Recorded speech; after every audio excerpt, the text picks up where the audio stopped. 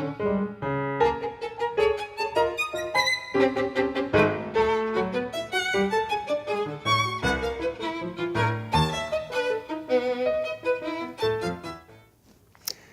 again.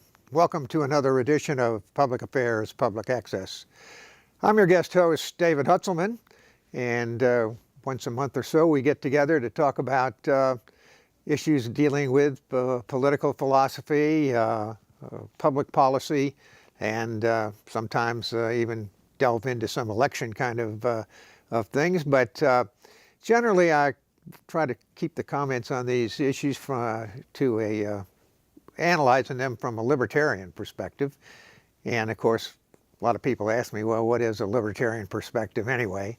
And I try to boil that down to the fact that libertarians are generally supporters of the free market, not the over-regulated crony capitalist economy that we have going in the United States today. Strong supporters of personal freedoms, freedom of speech, freedom of association, and other issues having to do with civil liberties, and a fairly modest policy in terms of foreign affairs. And most libertarians would like to stay out of the world stage in terms of military engagements and military aggression. Not all libertarians are members of the Libertarian Party. Those are the kind of the capital L libertarians. There's a lot of small L libertarians around. They're sometimes referred to as classical liberals, and they populate the two major parties as well. So when we talk about libertarian issues, it's not strictly for the Libertarian Party, but for public policy in general. And so I have with me a very distinguished gentleman here. He's been on the show before.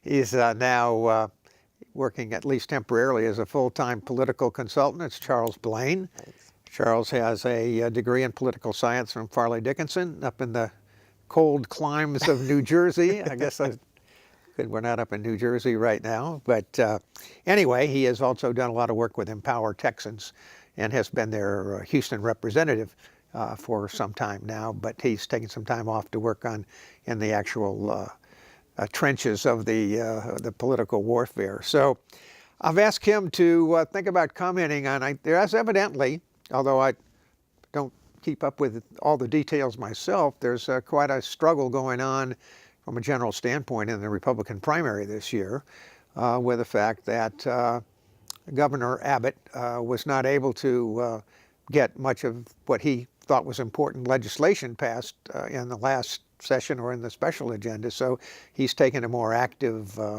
role, I guess, in some of the Republican primary issues this time in hopes, I guess, to build a more of a majority. So Charles has been keeping his finger on that for some time, and maybe he could give us a brief rundown about what are the issues that are seem to be driving this general fray within the Republican Party, Charles. Yeah, so, well, thanks for having me. And yeah, I am from New Jersey, but it kind of feels like we're in New Jersey with this cold we've been having lately.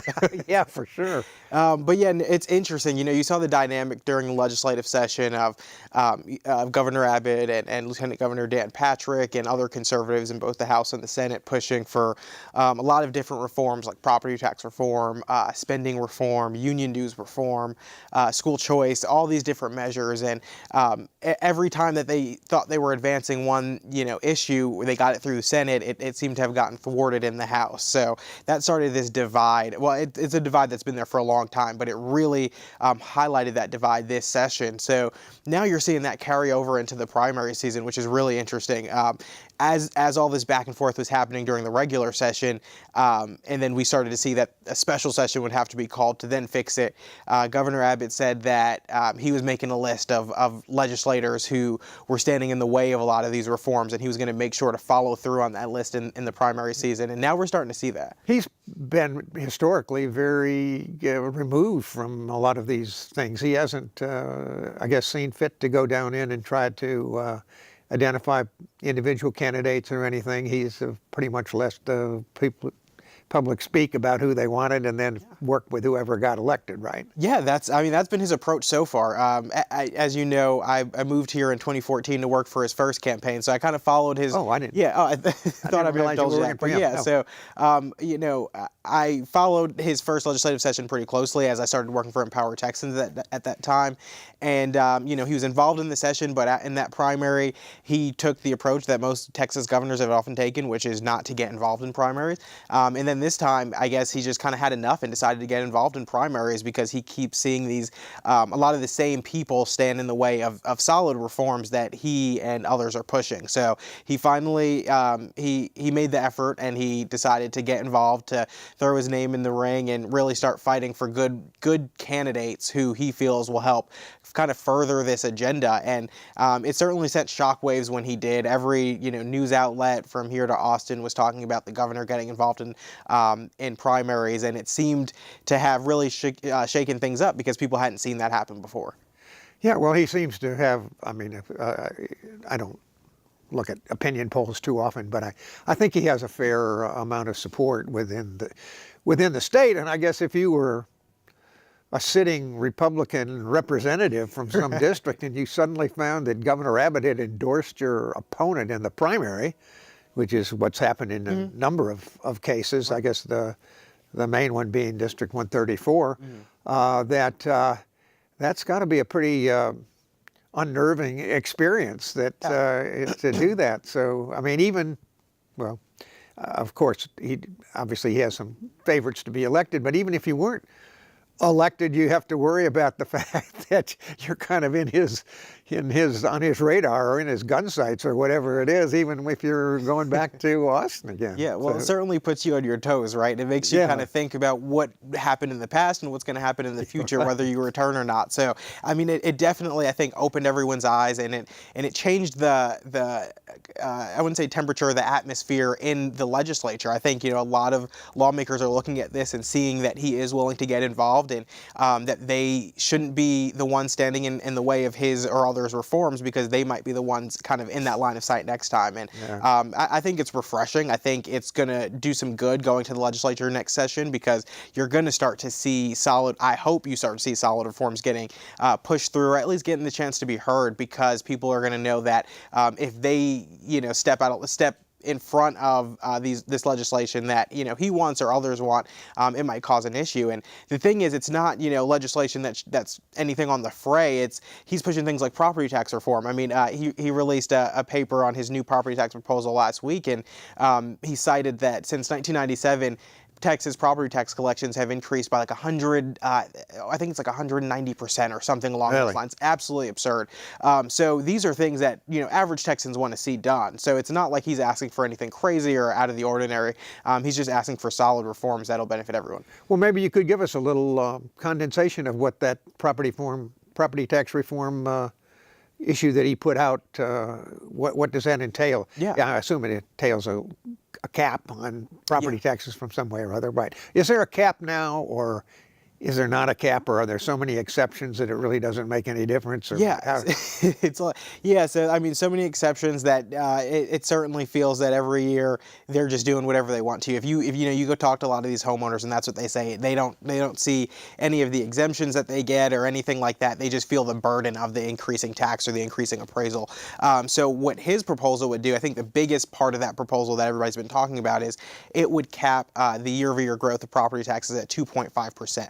So that's really limiting how much these local governments can take in. That's your school districts, your MUD districts, your cities, all these local governments. It's really all those districts, not just school districts. Right. It's limiting. It's limiting them, and it's good, because I think it's going to make them reevaluate what they're spending on, and kind of prioritize. I mean, Houston has a cap, and unfortunately, it hasn't worked as great as we wanted it to, because the city still spends and attempts to get around that cap when possible, and different things like that. But we're hoping to see that. Create another TERS. Right, create another, Put exactly. Put some money through there. Try to be nice about it. You just can't. Yeah, create another TERS, or just find a way to get around it. Like when we had the mayor try to bypass it because of the disaster declaration. So you see a lot of those efforts. So kind of having something like this from the state come down, I think it really means a lot, and it's going to put a lot of these local officials on notice that it is a problem that the state is now taking a very serious stance on. It is really going to push to limit how much they can collect. And I think in the end it'll benefit all Texans because you're going to have a severely limited local government. It's going to force them to prioritize. Well, the state really doesn't have really any direct authority over property taxes, do they? Aren't they levied by the city and the county and other governmental agencies? There's not any property taxes that go straight to the state. Right. There's kind of that end around. They go, local governments, and then the local governments kind of pass up whatever they need to pass up to the state. But they go strictly to your cities, your counties, your school districts. Oh, they do pass up something to the state?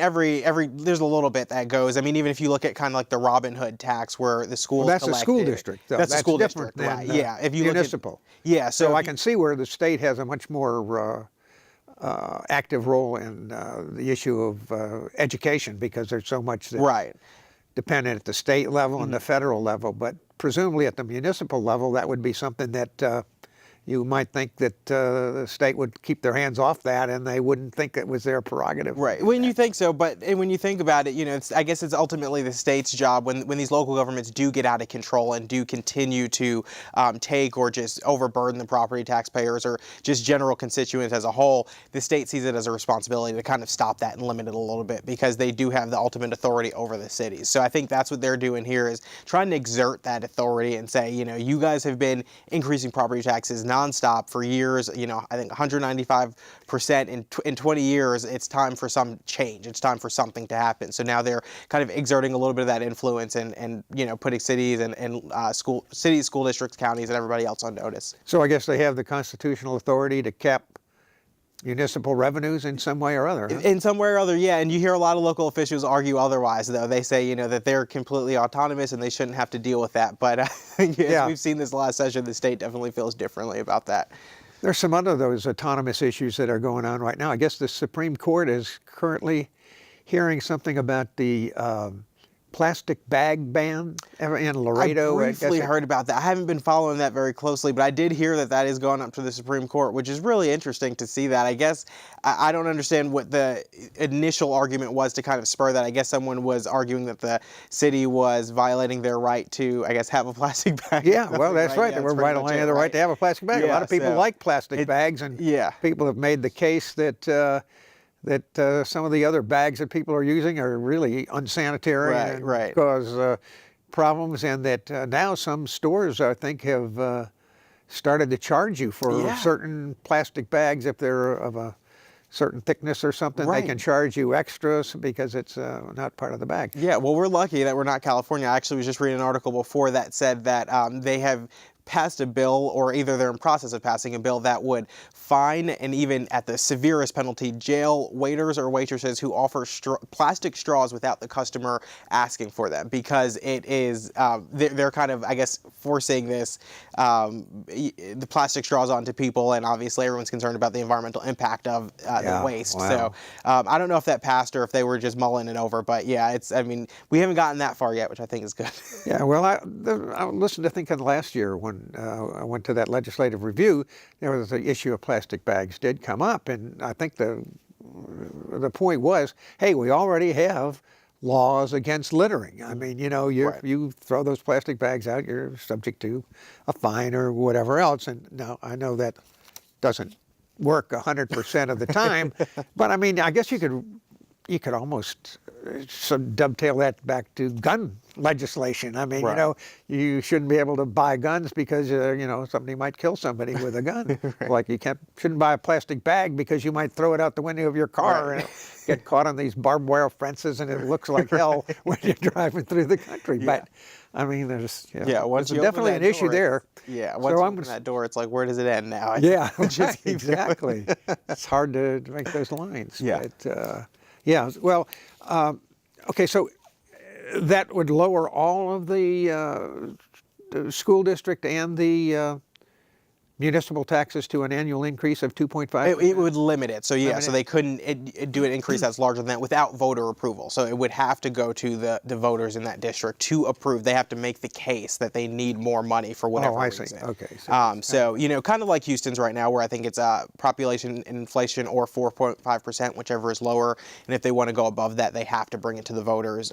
And I'm sure if similar to Houston's, if there's a disaster declaration or something like that, there's going to be room there to increase taxes if necessary. Yeah. Okay. Well, was it? I'm not sure I could really say what percentage of Abbott's special session agenda was actually successful from his standpoint. Did he get a majority of things passed, or was it not so good? I wouldn't say it was too great. I mean, there were things passed. I mean, a few different things, like there was a tree ordinance and just different things that actually did impact. Cutting down one of your own trees. Right, right. But what didn't pass were the big things. The significant, substantial property tax reform that everybody wanted, the spending caps that people wanted, union dues legislation, school choice, which was a huge one, and people put a lot of effort behind those. So those were kind of the big cornerstone issues going into the regular. What about ethics? Ethics reform did not pass either, and that's another huge cornerstone. Why is there so much? We should know how much of opposition there is to ethics. Right. Legislation. What are these guys just such blatant scandals that they just don't want anybody tapping into what they're doing? Yeah, well, what's funny is a lot of politicians like to pass laws that make the public adhere to them and make the public more transparent, yet they don't like to do it for themselves, unfortunately. So yeah, I mean, it's frustrating because one of the things that I know Governor Abbott was pushing was to end this revolving door of legislators leaving office and automatically using their connections and credibility, if you will, to become lobbyists and then lobby the legislature. You kind of had to take a cooling off period. That's what he wanted, that didn't go through. I mean, we didn't get that, unfortunately, and you still see that happening on a regular basis. And it's frustrating because the public wants their legislators to be accountable, and they want it to be transparent. And ethics is something that should be top of mind. It should be something very simple that we can get past. Everybody should understand and be on the same page there. But unfortunately, they weren't, and we're still sitting here without a significant ethics reform to our state legislature. Huh. So the group of people that were against that were what? The legislators themselves? Is there some power group or lobby group that doesn't think that that should be a good idea? Yeah, well, so what we saw was, this group kind of headed up by Joe Strauss, the outgoing speaker, and all of his, allies who thwarted not just ethics reform, but most of these reforms that everybody wanted. But, the problem with the ethics reform was that there's been back and forth and accusations over whether it was the Senate's fault or the House's fault or, whose fault it was, or Governor Abbott should have put it on the special session call. But what we saw in the session was that it did pass the Senate, and a bill kind of sat there in Government Ethics Committee, and the chair of that committee just sat there and let it languish, and then passed a very similar bill shortly after that, and that one was sent to the Senate, and now she's saying that, well, they should have just passed my bill and we would have had it done, but the same could have happened. Is this a person that has finds themselves opposed by Yes, it is. one of Abbott's Yes, it is. And the problem is that shortly after that, she, along with others in that committee, held a press conference saying that the governor needs to take up ethics reform. This is a huge issue, but they had the opportunity to do it during the regular session and did not, and then tried to pressure the governor into moving and adding it to his special call. But he had specific agenda items that he wanted, and he went for that. And the problem with that call was it wasn't even, and I'm not talking about the special session call, but the call to get the governor to put ethics reform on wasn't genuine from these state reps. Actually, one of them is quoted, the same one that Abbott has since endorsed against, was quoted in the Chronicle saying that she held up ethics reform because her bills were not moving in the state Senate. So she was a little frustrated, and I think the Chronicle said it was political retribution or something along those lines. And so you see a lot of those games, and that's why Texans don't have the genuine reforms that they want. It's because of these legislative games. I see. Oh, very good. Okay, so what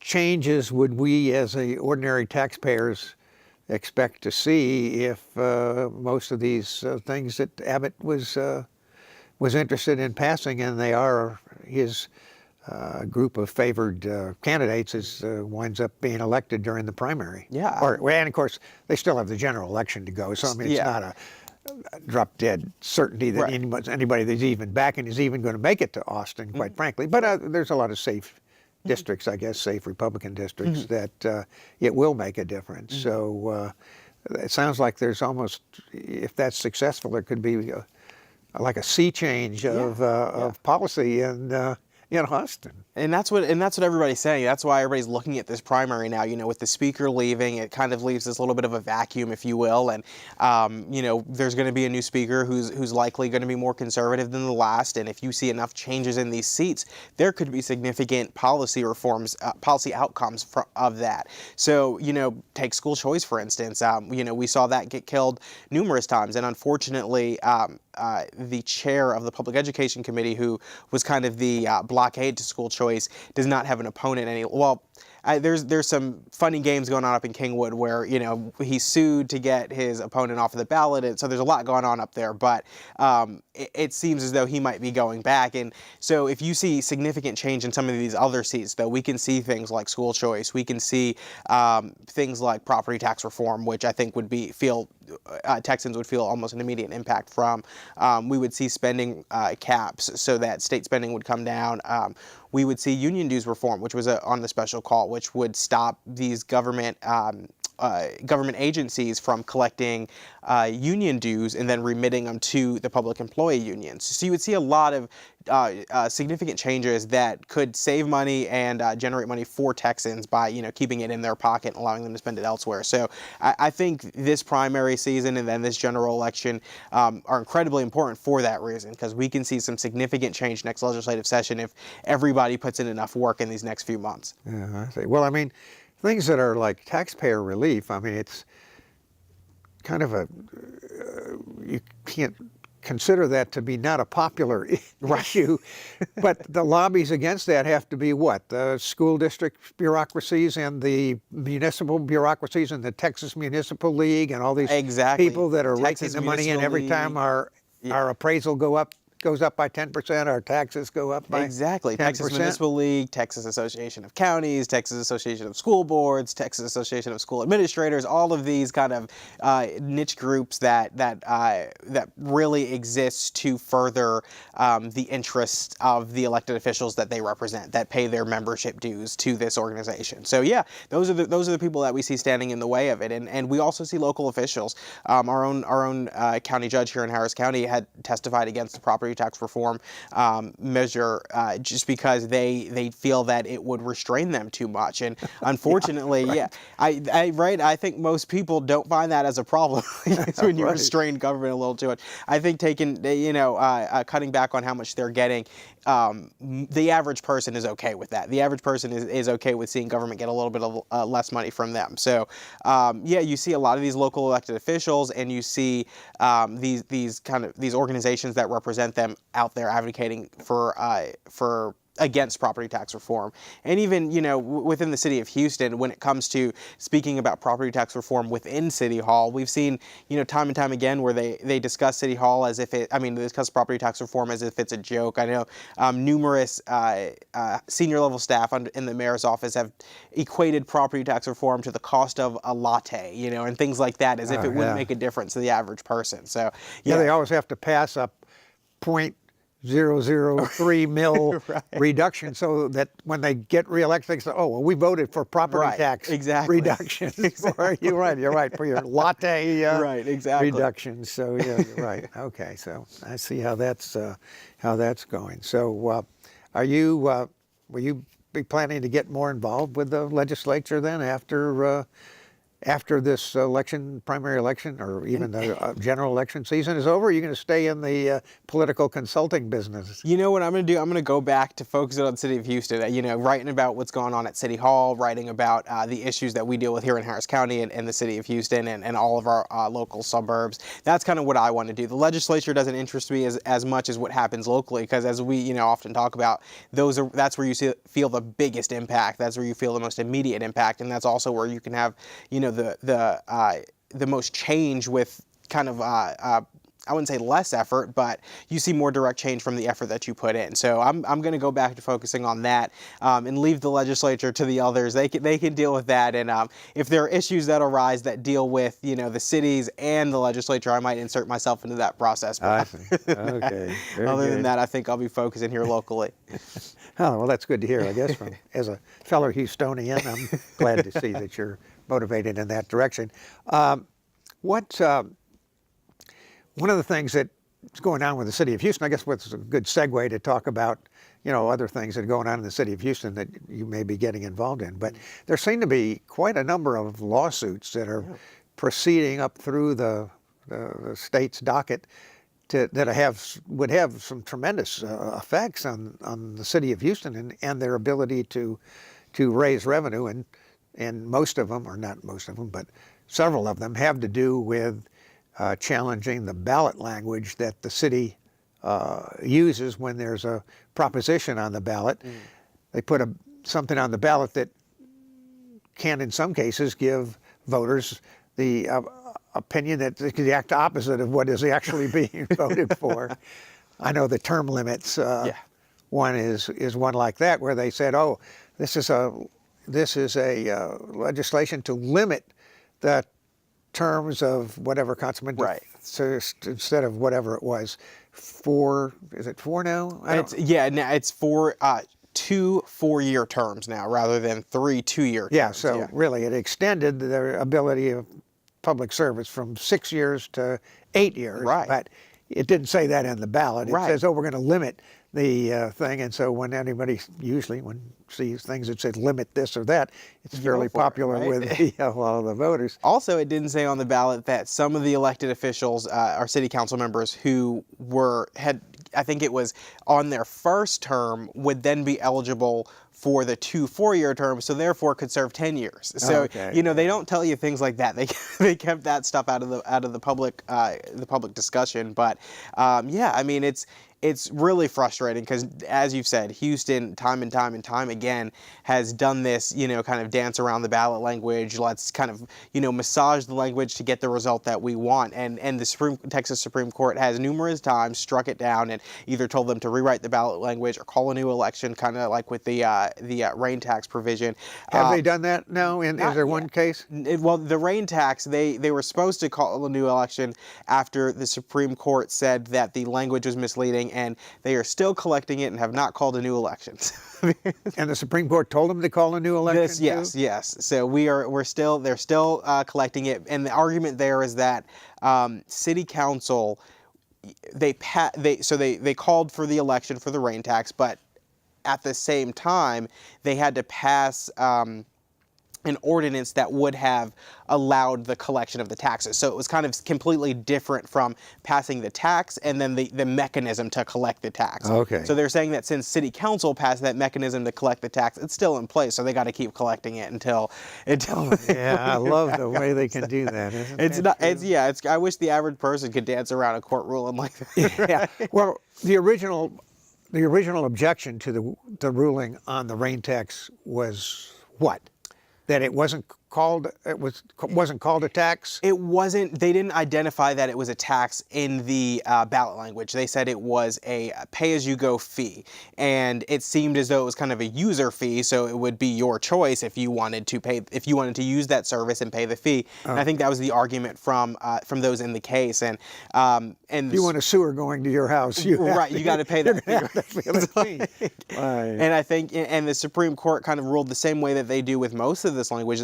I think they did it with the HERO ordinance as well, is that it needs to be straightforward and people need to know what they're voting for. And I mean, it shouldn't be hard. If you're voting for a tax, you should be able to read that on the ballot and see you're voting for a tax. It should be clear and transparent. You shouldn't need to go do any research or educate yourself. You should be able to walk into a voting booth and determine what you're voting for or against. Yeah, I think the same kind of wording came up with this pension bond election that evidently in the fine print on the actual wording of the resolution, as opposed to the wording of the ballot where you read it, there was something in the fine print that says, oh, by the way, this will repeal the revenue cap revenue caps that previous elections have put on the city of Houston, and therefore it's null and void. The caps don't mean anything anymore. Right. So, Yeah, and that's interesting because I know when they initially brought that issue up, I think it was the Chronicle reported that the mayor's press secretary said, "Oh, that's just boilerplate language. That just goes into all of these."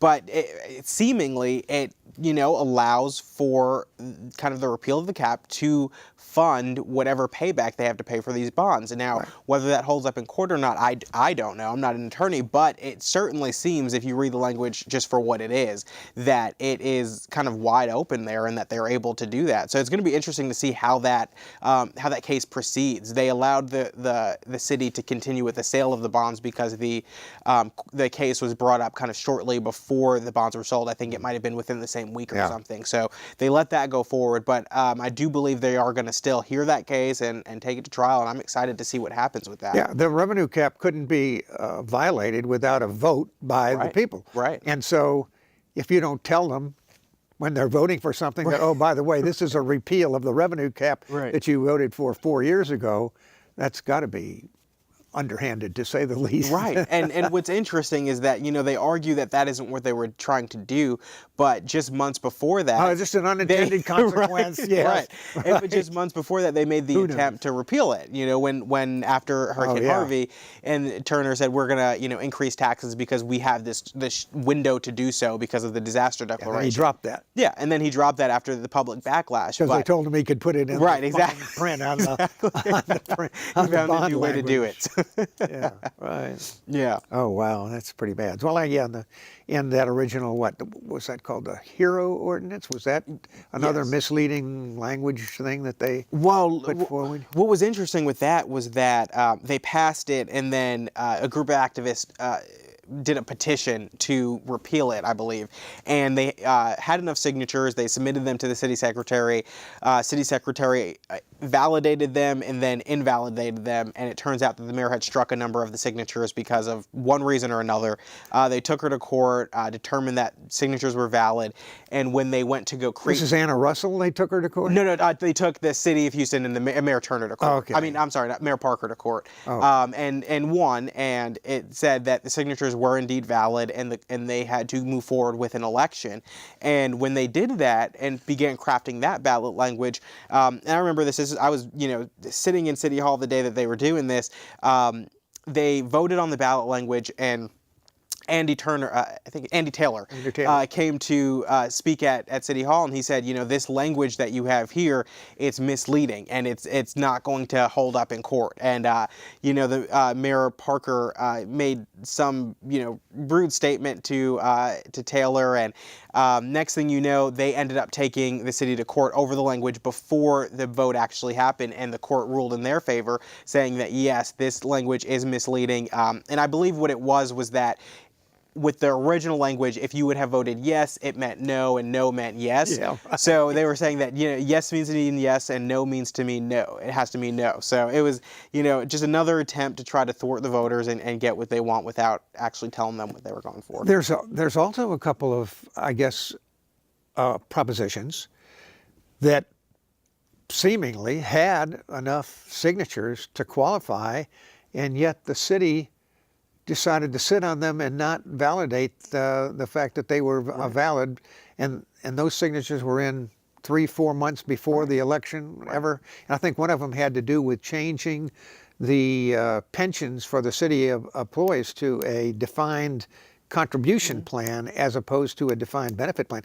And as far as I know, that issue is still sitting there at the city, and the minute they say, oh yeah, there's enough signatures there, that has to go on the ballot for a defined contribution plan. Still sitting there till this day. I mean, I think it was maybe March or April of last year that those petitions were submitted, and I can't even recall how many signatures they had, but I believe it was like 30,000 or something along those lines. And the city said that they didn't have the manpower to do it then, and it was taking too long, and it was just they were validating. I even, this is when I was still fully working for Empower Texans, and over the course of from when they were submitted until probably September of 2017, emailing the city secretary asking for the status, and it was always, oh well, they're being validated, and never validated. We're still waiting to see what happens. And yeah, once those are validated, it's going to have to be an election. And what's frustrating about it is that, frustrating for the firefighters, that's the other petition you mentioned. They submitted one as well that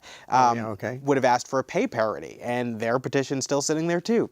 So you've got these petitions, and it doesn't seem as though the city is taking any interest in pushing those forward, which is kind of their ministerial duty once those are submitted. I mean, it's every citizen has a right to petition their government, but here in Houston, we're just sitting here waiting until the government gets ready to Yeah, it's incredible what they seemingly get away with Right. in terms of just violating what supposedly is the standard Right. rules for doing these things. I know of some folks that worked on some, like they had in Houston, red light camera issues, and you can, some folks in some of the smaller outgoing suburban jurisdictions that put those in front of this council with the signatures, and council said, well, we don't think we're going to put that on the ballot, sue us. Well, Jeez. Most of these groups that just had a few, it wasn't an onerous signature requirement. You only need 500 signatures, so you can get a half a dozen people together and do it. Right. Well, they weren't prepared to start dipping into their deep pockets to try to move this case up, as the cities keep delaying it and putting more issues in front of you and so forth. So you can wind up spending a heck of a lot of money and maybe not ever get it back, even with attorney's fees. So Yeah, well, that's there's a lot of ways that these people in power have a way of dulling whatever the effect that as a citizen, you think you might be pushing forward. Right. It's frustrating because, you have activists who get together and do that, who, in their free time get together and do petition drives and try to push forward efforts. And, the average activist doesn't have the money to fight, a city like Houston as they drag it out in court. Although Kubash did, right? Right, right, exactly. But I mean, and it's ridiculous because they will do that. You can be completely within your rights and be completely correct, and they will just drag it out and drag it out and drag it out until eventually you just don't have the money to continue fighting. And I mean, that's why it kind of takes that effort for a number of people to get together to. And it's your money they're using. Exactly, they're using your money to spend your money. So it's incredibly frustrating seeing it happen, and you just want your government to be kind of more to be responsive and transparent, but yet they're trying to fight you and spending your money to do so. Yeah. Wasn't there some effort, and I don't remember where it was, you might be aware of it from a state standpoint, up in Williamson County, they were trying to put a measure, I guess it actually was approved somewhere or other, where the county, I don't know if it was a county or a city, I think it was a county, they were not going to be allowed to use taxpayer dollars to lobby the state government for their, whatever, the county's business. So, I mean, that's another issue of, if you can't get the voters to pass what you want, we'll just pay our lobbyists in Austin to go around and do it anyway, and then that way we'll get it done. So yeah, wow. No, I hadn't heard of that one. That's, I mean, and that kind of, sparks something in my mind. Maybe we should try that here. We should try that. Yeah. No, I hadn't heard that one. But yeah, I mean, that's another thing. Yeah, you can't get it, you can't get your citizens to approve something. So yeah, you take your tax-funded lobbyists and then your groups of lobbyists, like your whatever, Texas Association of Counties. Texas counties, right? And like $25,000, $50,000 a year. Exactly. Oh yeah, we just pay that as our member fee. Right. Exactly. Right. And then you go and just advocate for what you want at the legislature and get it that way. I mean, it's it's ridiculous how many ways that they have an ability to kind of get your end around getting around the taxpayers. I mean, it's crazy. I heard a story of can't recall which county it is, but out in South Texas, where a number of citizens wanted to petition their government for a rollback election because the county had increased the taxes too much, and they, instead of just being honest about it, as I guess you can't really say most governments are, but instead of just being honest about it, they fudged the numbers and kind of lost papers and did all this stuff to kind of throw the taxpayers off and say that they didn't increase it beyond the rollback rate, so therefore you could not call for an election.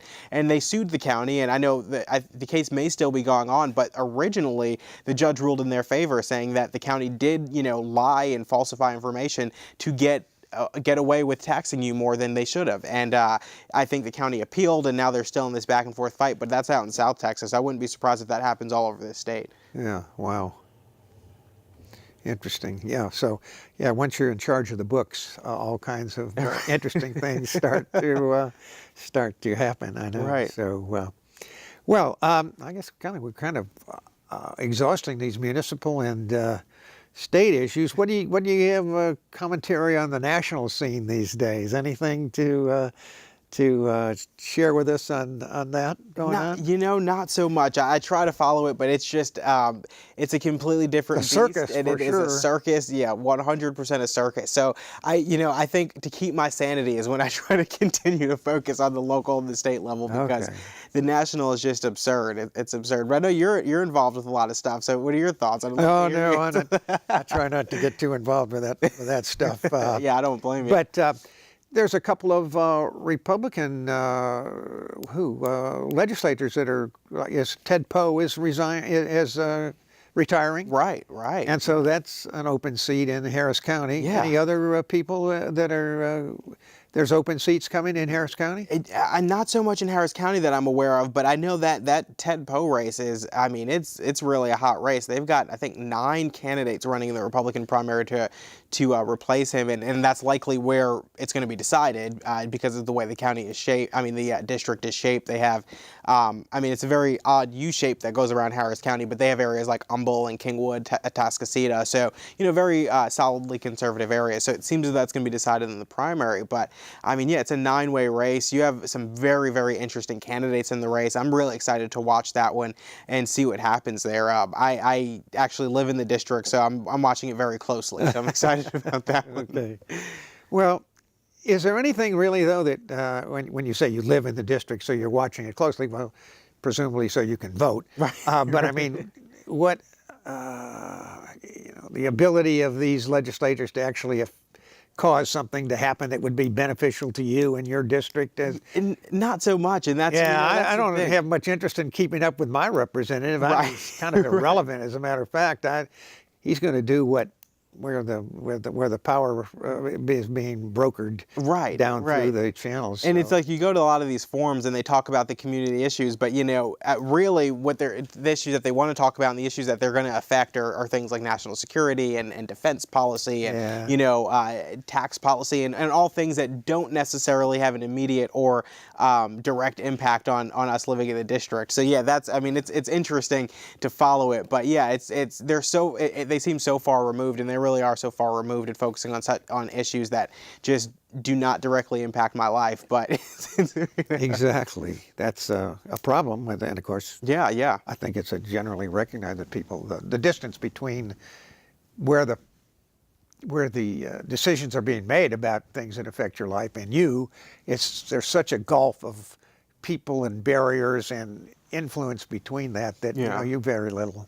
And that's why very little influence on what's really going on. And it's true, and that's why I always can encourage people to get involved more locally. Whether it's the city council or the county or even the state legislature, because I feel like you have a much greater impact there. You can call your congressman, but even if you call them 100 times, you're very likely not going to get through, and you're not going to make a huge difference on whatever vote they're about to take. So unless you get you and maybe 500 of your friends to start calling. So, but that's not the same when you're talking about city council members in most instances and your state legislators. So that's why I think it's so important to stay involved locally, because you can actually have that impact. And it's frustrating because you always see people watching CNN and Fox News and complaining about what's going on there and wanting to go to DC for the fight. And it's like, we have fights right here that you can invest your energy and your efforts into and actually have a change. And I'd love to see more of that. I'd love to see people actually get involved on that level, because that's where the real change happens, in my opinion. One of the guests that I've had here in the past, actually, I think we just mentioned him earlier, Carl Jarvis wrote his book that he had, I guess, The U.S. of Dysfunction or something like that. But the whole book was about changing the way senators are elected. Instead of having direct election of U.S. senators, that it repealed the, whatever, I'm going to miss what the amendment was, Right. switched to the direct election of U.S. senators. But before the direct election of U.S. senators, they used to be elected by state legislatures. Well, the whole bundle of issues that your senator from your state is going to be interested in are going to be a lot different if the legislatures and the state legislature are the ones that's sending him there, or if the general public, multimedia, multi-mega million-dollar campaigns are trying to influence the general public into thinking that they really have something to do with it. Right, But right. It's true. it was really one of those things that seemingly administrative reform, and I guess there were a number of states that had their Senate seats were vacant in Washington. They weren't, all the senators weren't there because the states were deadlocked on electing on who they were going to elect. Right, right. But I think looking back at the foresight of our founders and all, that probably was a better kind of an ongoing regimen to impose, because it pushed all those decisions back down to the state level and the local level, instead of making everybody having to be a millionaire before they can run for a U.S. senator. Right. I mean, and it's interesting because if you think about it, say our state legislature is picking it, whether it's the state house with 150 people or the state senate with 31, that's a very small amount of people, and you're going to want to make sure you're doing the right thing, because one vote can change everything if you were a senator. Yeah. And, I look to my home state, New Jersey, we have, I don't live there anymore. They have Senator Bob Menendez, who is embroiled in this corruption scandal and has been for a very long time, but yet the guy has consistently gotten reelected, even with kind of this air of corruption that's been around him for years. And why is it? Because, you have an incredibly dense state and people just still vote for him. But I bet you if he was directly accountable to the state legislature, either one, he wouldn't have been involved with what he was involved with, or two, he would have been gone a long time ago. Yeah. So it's hard, when you're looking at, millions of people that someone has to convince to support them. And, when you have that base and that tight base, you're just going to continue to get reelected. So, I mean, I'd love to see some of those guys removed, and maybe a state legislature would do it faster than the general public. Yeah, I think, who was it in Illinois? Rostenkowski. Oh, he was elected from jail. He was in jail when he was elected. Yes, it's, absolutely absurd. It's crazy. I don't know if we have any of those in Texas or not. But, hopefully not. Hopefully not. Anyway. All right. Well, I don't know. We can delve into whatever. I guess we could delve into the case for optimism for 2018. Right. So are you pretty optimistic about the taxpayers coming out ahead in the next year and the next legislature? I guess we're really working, since the legislature doesn't meet this year, everybody's kind of ramping up for the 2019 session. Yeah. So okay. it is incredibly exciting. I am very optimistic about it, both on the state and local level. I'm excited to see what happens in 2018, November 2018, and March 2018. Yeah. But then going into January 2019, heading into the session, I think we're going to see a big difference than last session. I mean, we went into last session so divided. It was just, you had the factions, and you had some folks fighting for solid, good reforms, while other folks are fighting to stop them. So I'm real excited to go into that with, a new speaker, fresh faces in the legislature. I mean, there seems to be a number of races that are all but decided. I mean, there's one up in Dallas County where the incumbent this time around only raised $60,000, and his opponent raised, I think it's over 200. So the likelihood of her heading to the legislature is very high. So I think we see a lot of these changes happening, and I'm excited to see what legislation comes out of it. I think regardless of, or at least I hope, regardless of what we get out of the next session, it's going to be more than what we got out of the last one. I mean, if we get, one of those kind of cornerstone pieces of legislation through, both chambers and signed by the governor, I would think it'd be a success. I mean, and even the same thing can be said about locally, whether the term limit lawsuit succeeds or not, we've got a local election coming up in 2019. So, everybody's going to be starting to gear up for that. So I'm excited to see what happens there as well. So, yeah, I think there's a lot to be optimistic about. So it should be a really fun year heading into this election and into the next legislative session. So hopefully we get some good reforms out of it. What do these state representatives and senators do during the year that they're not in session? Are they just always working for their next election? Is that what they work on? Their Seems campaign? like it, right? It seems like it. I mean, luckily, I guess some people would say luckily, others wouldn't. There was a special session, so we forced them to work for a little longer this year. But right after that, it seems they just head into campaign season and just start campaigning and, show up at the chambers of commerce and show up at the local groups and kind of talk about how successful their session was. So during this time when there is no session, are these, and of course some of them don't even know whether they're going to be back for the next session. Right. But what do? Huddle up with all their lobbyists and try to write the next, the bills for the next session? Is there a lot of that going on now as we... I think so, and I mean, I think you see that because once the session kicks off, you see a lot of, and again, I haven't worked there, but you hear about a lot of the aides kind of lined up out of some of these legislative offices with just the bills that their senator or representative is ready to file, so they can get kind of lower numbers and get those bills, through faster and things like that. So I mean, it seems as though they're kind of going to these conferences like the Texas Association of Counties and all these other things, and kind of working with the people who are working against the taxpayers and trying to figure out what legislation. What else can we find out what foist on these people exactly. Oh, see what they can concoct during this during the interim. Maybe Mark Twain wasn't totally right when he says nobody's life or liberty is safe when the legislature's in session. I agree. It's not safe when they're out of session either. Exactly. They're all working behind the scenes trying to get into the next session. Right. So, but what you do see from some of our good legislators, what you do see, and I wouldn't even say good, but a lot of the legislators, they are doing kind of interim hearings and different things like that. So I believe there was one just announced, I believe it's going to be hosted by Senator Betancourt somewhere in the A-Leaf area to kind of talk about flooding and property taxes and reappraisals and all of those things. So you see a lot of these interim hearings, and even the last interim, you saw a steady flow of property tax hearings around the state. I know when they had the one in Houston, they had at City Council, the chamber was packed, and they want to hear from citizens so that they can put that input into what legislation they're going to craft. So that's kind of what helped build that property tax reform bill last session. Unfortunately, it didn't succeed, but that's what was put into that. So you do see a lot of these interim hearings with them, kind of like listening sessions for the constituents and hearing what the concerns are, what issues need to be looked at, and what areas need to be reformed. I see. So, given the, do some of those issues come to the forefront during the election, even though it's like, oh well, if you elect me, here's some of the things that I'm going to be working for you for the next when we get back in session next whatever March or whenever it is, so they can still run on some of these bills that aren't even.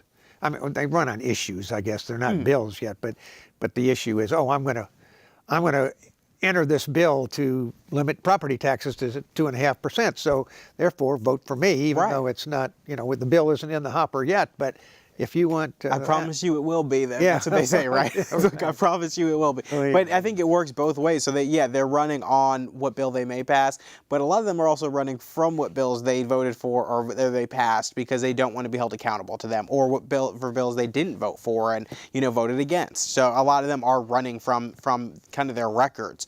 So you do see that coming into the forefront. I mean, this cycle, from every race I've heard about across the state, the issue that everybody's been talking about is property tax reform, and the fact that it died because it made such big headlines. Every news organization was talking about it. The House adjourned a day early. There was so much just discourse and anger and war of words and op-eds and all. There's just so much surrounding all of it that it really drew a lot of attention. And you hear in a lot of these primary races that everyone's talking about property tax reform, either hitting the incumbents on the way they voted on it or didn't vote on it, or they're running on the fact that they want to vote on, maybe the governor's new plan or something even, further than that. So you do see these issues in the forefront in these primaries, and I think it's good because you get to hear the dialogue, the constituents get heard, and I think you get these statements. My former boss Michael Quinn Sullivan often talks about how you got to hold elected officials accountable to what they run on, and a lot of people forget to do that. So what you hear now is that everybody says that they want to be the property tax reformer, or they want to be the person who's going to cut spending, or want to do all of these things. But you need to remember that rhetoric during the legislative session, and you need to hold them accountable to that. So I think it offers a great opportunity when these issues are coming to the forefront for people to pay attention, to listen, to kind of do their own research and see how that legislator voted, but also to hold them accountable when the time comes. Well, that's probably pretty smart of Abbott then to put out some position papers ahead of time, so he is not just springing that on the people that have been elected. Right. They can actually incorporate that into their campaign, so that when the time comes, everybody can be on the same page. Right. And not even that, so the 2.5% cap is it's a very strong cap. I mean, it's a low amount that they can increase you, which is better for the taxpayers. But, if you're out there now and you're not saying that you're going to support it, it's like, so you don't support limiting property taxes. But if you are out there saying you are going to support it, well, guess what? They're going to hold you accountable to that when the session comes now, too. Yeah. So it's great to have that out there. It's great for him to put out a piece of potential legislation and have people have something they can sink their teeth into, and have something that constituents can get excited about, and can actually, talk to their legislators and candidates and get them on board with it. And if not, then they can, vote for somebody else. Yeah. Okay. Well, I don't know. I think we've just pretty much been able to go through most of the issues that I had. Are there any closing remarks that you'd like to? We want to encourage the voters to get more informed about what's going on, or Yeah, always. I mean, I definitely always tell and always want to tell people to continue to get more informed, get your news from various sources. I'd be remiss if I didn't say visit EmpowerTexans.com, because they have a ton of great information about the legislature when it's in session, and the campaigns when they're out of session, and just what lawmakers are doing, and and get your news from various sources, and always verify it, and listen to the candidates, hold them accountable, and make sure you vote. That's the most important part. do you find that the social media environment now is changing the way campaigns are being run, and maybe the outcome of campaigns? In other words, the person with the biggest